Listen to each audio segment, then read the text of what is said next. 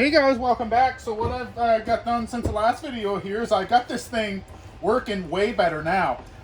So when I first started trying to figure this out, it didn't feel right to have the handle up here. Plus it was interfering with what I knew I was going to put above.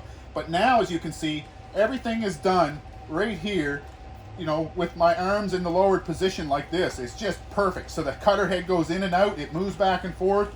And the other thing I've got is this bed in place for my template to fit. So my template's going to lay right here. Here's my little follow pin directly in line with the cutter head, or with the with the cutter head. So, you know, check it out, guys. This thing is working just supreme. I couldn't be happier with the way this is coming together.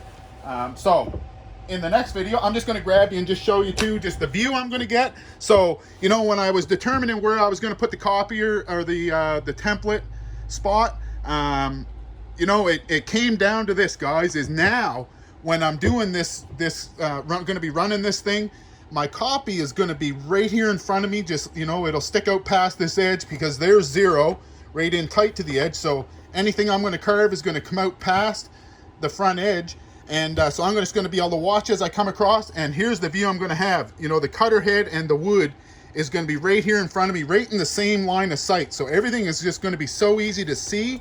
And plus two, with the handles right here in front of me, it's going to be so easy to work. So in the next video, I just got to get the motor geared up on this thing, and then make a simple template, stick a block of wood in this thing, and time to do some carving. So that's for another video. You guys tune into it if you want to, and thanks for watching this one.